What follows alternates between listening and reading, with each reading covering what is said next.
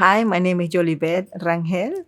I am the Community Partnership Coordinator for Reed Food Group in Madison, Wisconsin. I also love to cook, and this is the layer onion.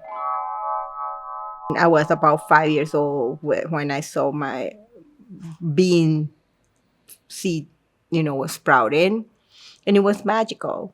And since then, I started growing things, and then food. Well, in my culture, everybody, well, most people cooks.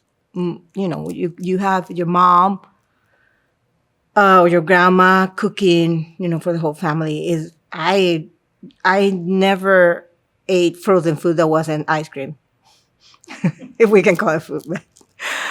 So everything is cooked, and then you learn. I mean, I learned from a very very you know early age, but I also loved it. I like it, and I guess this is where my science background comes with food. Is that I love the science and experimenting with food. So I try to create my own recipes and things like that since I was little. And then also I have, well, my grandpa, which wasn't that I remember wasn't very common to see men cooking. But my grandpa cooked most of the food in his house. My grandma did too.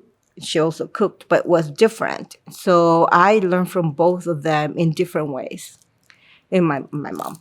At that point, I don't think it was related. I didn't see it. I didn't see it. I think we humans grow, our skills and come to realization after we have used things before, right? So I didn't realize that, but I guess, for example, today, because I worked with corn and rice when I was in Venezuela, I worked very close to the plant breeders.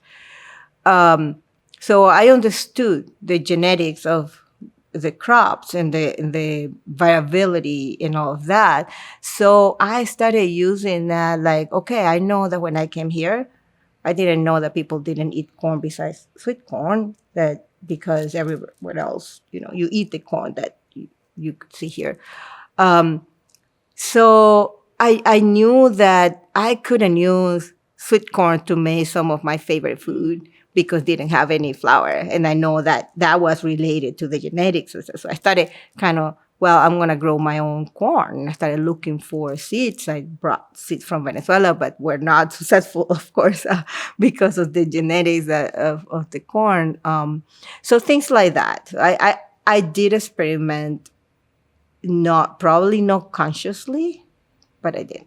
Yeah. So like for example, for during the Christmas time, we made hallacas that is similar to tamales, different but similar. And then my whole family, it was by that time my grandma, my grandpa, my and everybody was would come together to one of the houses, and we'll prepare for 2 days. Basically, we'll prepare everything and cook everything, and then we'll cook also together other things, and then we'll come for Christmas Eve and enjoy food, and even during Christmas time.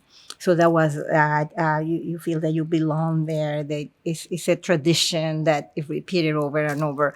And then I like right now I don't have anybody. Maybe sometimes I meet with a friend and make them, and that makes me feel kind of lonely, to be honest. So Yeah, I your miss children that. haven't joined it My children have, but my children now are yet. grown up, and I don't have them too close to me, so we don't cook that together. But we try. I try to meet once here and there to cook with them. Um, and when they were little, that's what we did. I think it's not so much about social media changing that. I think it's been more of the social instability that's happening in Venezuela, that many, many people left the country. But those that stay is still, I can tell by my family that they get together, the ones that are there to prepare food for Christmas or for some other times. it had changed also because for a big time, and still now it's hard to pay for food, and not many people have the resources to buy. And I remember I grew up every Sunday we will go to my uncle's house or my aunt's house and have a big sancocho or a big soup, cook on open fire, and it was basically every Sunday. But now, because the cost of meat and all the other ingredients are high, people is not doing it. I don't think social media is the cause. Okay. I believe that our ancestors are with us when we do things, and then that protect us and guide us. And sometimes, not always, but sometimes when I'm cooking specific things that either my grandma or my grandpa made, it's hard to say, but I feel like they're there. So I was days before my coworker asked me if I could submit a recipe. I was cooking, and I felt like I was cooking this recipe, the not exactly, but black eyed peas, and I felt like my grandpa was with me. So I thought of that recipe as a way to honor. And I don't know if he was saying, "Hey, somebody's going to ask you, can you submit this?" It is not specifically or like totally traditional, because the way I made it here, instead of um, having rice on top, I added like bollitos or masa balls. That is also traditional to cook with in some soups, not so much in this one. So I combine both. What was traditional and what my grandpa used to add to this dish was olive and sweet plantain. So I kept that in there. Everybody loves it. Everybody's always love love my cooking in general. That's all I always received, and everybody knows um, that I will always have food at home if they go. And I remember, I think I saw one of your podcasts with Elijah, and when Elijah and my older son grew up together, and he was probably about 5, 6 years old, and he was coming to my house for a birthday for Jimmy, a birthday party. And his mom told him, "Come on, Harry, eat. We gotta eat before we go to Jolie's and to the party." And he this is what she told me. He said is like, "Are you crazy? We're going to Jolie's house. We're gonna have food there." So that's kind of like one of the experiences. I had been working with RIP since 2020, and when I joined the Farms to Family program, I loved it from the very beginning, because it was feeding our community. And this specific program is in conjunction with Raíces para el Cambio, Root for Change. They are doulas, and they work in the Latinx indigenous community in Dane County. And we were packing food that was beautiful and that was coming from here, from local farms, and farmers that have lost their market because of COVID. And then the drivers were people from the community that have also lost their jobs. So that was like the community coming together and through food, right? So I was in heaven. So I continue working with Reed as the community partnership coordinator. And what we do now, well, since after COVID, is that we try to bring this community for programs in the summer that we can eat together, sometimes cooking together, coming to the farms that also provide for their bags, and that they can see the land, and have a connection with the food that they are eating, because that is when we talked about food, it's not just something that you grab and eat. I mean, there's a huge ecosystem, from our Mother Earth that makes it grow, the hand that planted the seed and took care of the crop, the one that harvested, the ones that take it to wherever you are, and then the person who cooks it. And so it's a whole ecosystem. It's a whole network of people and souls that are connected. And that, when you realize that, just drinking coffee and thinking who planted the seed for that coffee, you feel that connection and you don't feel alone. And that have a lot to do with our well-being too. So that what we are trying to continue doing through my work and my coworkers' work. I have, maybe because of my work, maybe because I can see it directly.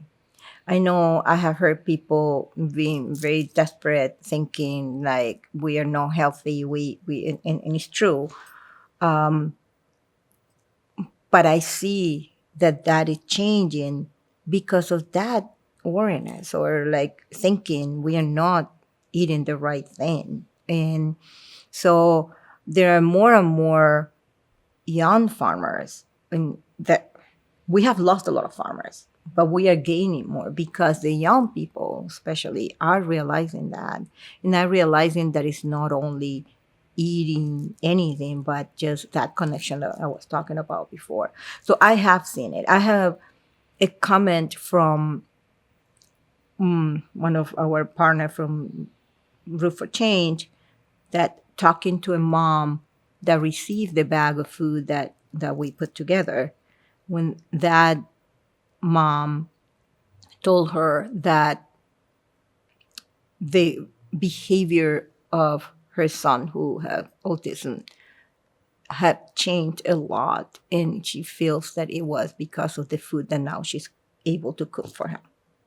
That's huge, I isn't it? mean, that is huge. I have heard other people also. We just had a survey of the bags that Second Harvest put together in for these specific families, and we had a lot of comments about being so thankful for what they were getting, and especially also is culturally relevant for them. We packed many things they don't know, and we make some recipes and things like that for them.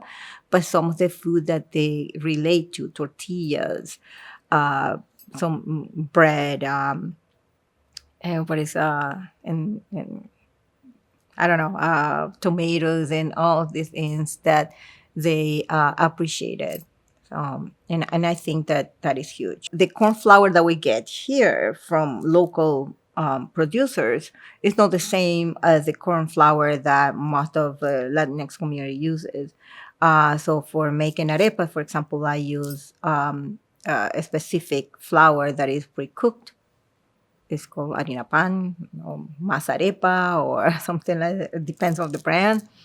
And I know some Mexican families use maseca, I think, that those are the type of corn flour, for example, that they use. And it's very, very difficult to find in any of the pantries. Fresh food is very hard to find uh, in some pantries. And especially if you think about it, for example, jicama or tomatillos, tomatoes. I mean, yes, it's easier to find because a lot of time there is a lot of tomatoes. Certain peppers like jalapenos. That kind of food is very well appreciated and very hard to find. I moved not long ago from Stoughton, but I'm still very, very attached to Stoughton. I'm actually coming today from there. My youngest son is still he's a senior in high school. So I go there all the time to visit with him, but also or attend any of the things in school. Um, but I have my village there, you know. I spent 21 years in Stoughton, so I really need to go there. Yeah. The non for profit, the purpose was or is to create, basically, is to build a conscious and inclusive community, to that the community could understand the different cultures or differences in abilities, age, etc. And it was kind of hard at the beginning because we we started right when COVID came, and by that time we did a lot of like community conversations. Then, because I believe that I can't do anything alone. Nobody can do anything alone. We all need other people. So, Mosaicos, this organization that I founded, partner with others in Stoughton, and specifically with Eyes of Hope, which is another organization that works with youth in Stoughton. And after the first year of one community member wanted to do the Juneteenth, which has never been celebrated in Stoughton. And it was a very small community coming together of especially the Black community that is living there. And then this organization and my organization decided to let's take over and let's help to build this a celebration, of the Juneteenth. And I'm very proud to say that last year was the fifth celebration in Stoughton of this Juneteenth, and that was never celebrated before. And then we are going to continue doing that. And I can just cut my ties just quickly. So I'm still kind of be there in that. Yeah, yeah. So have you noticed Oh, yeah. Stoughton is still in diapers when it comes to understanding diversity, especially from the leaders. I will say there are some that are very aware and want to work on that. There have been some attempts to work on that, but it's still really a very tight community. I don't have. I think there have been changes. I think the changes have been coming from the younger generation that is moving there, but also people is getting more aware and aware. So they are trying to push toward understanding the diversity and understanding that what it means to belong, and understanding also or trying to do something. What I would like to see, thinking about our local food system, is a lot putting more consideration into buying local food, especially the grocery store, for example. As you know, it's hard to go to a grocery store and see butternut squash that come from Mexico, and I have a farmer that have a full fridge of those squash, right? And then, so I think my dream will be one that there's more emphasis in buying local, and because it's food security actually come from that. My other dream is that is more more people cooking together, more community, probably community kitchens, or even in the churches, or that people can come and share a meal, but also cooking. I do think that food has a lot to do with mental health, but food is just one thing. We are living in this country that is very capitalistic, and you see it like even the way the houses are built are to separate people, to keep people isolated. You have your big garage. You come inside your garage with your car and have a door. You don't see anybody else. And then some houses are beautiful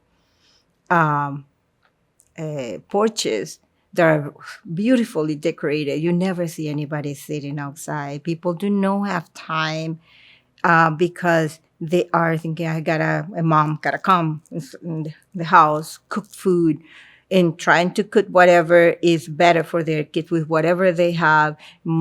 And the time that they have, well, they're thinking, well, I buy the frozen thing because I'll just put it in the microwave or in the oven and that's it. And all of these are keeping people more and more isolated. And it's kind of like a vicious cycle because then you don't have time to cook because you have to work a lot. But then you have to work a lot because you have to buy this food that is more expensive. And then you don't have time for anything else and you don't have energy for anything else, So, and I believe that's done on purpose because if you're isolated, then you buy more things. Well, I'm gonna go to shopping just to, feel better, and then you go shopping.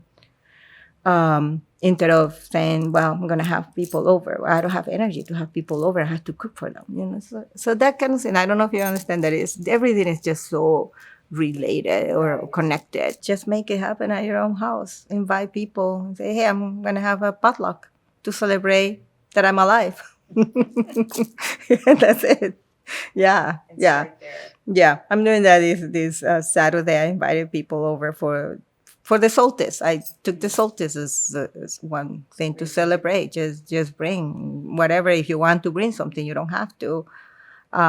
Just call people and do it. One last thing that I want to say, and I was thinking about yesterday when writing a letter, that and talking to my coworker, food is not only just for eating and survival or for just community or if you have people that are struggling to put food on the table, they do not participate in anything in the community.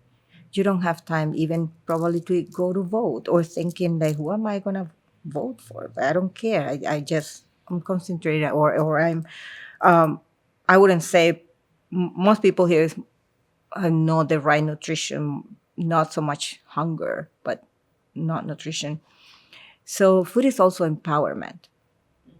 So that is something that had been utilized against us. Think about how in Native American were, expulsed from their land, and then all like the crops were burned or the bison were killed to kill them through food, right? And then so that also, if you think about it, if you are well fed, you have the energy to be a participant of all the stuff in your community, one way or the other. Thank you. My name is Yolibeth Rangel. I am the Community Partnership Coordinator with Read Food Group. I love cooking, and this has been The Layered Onion.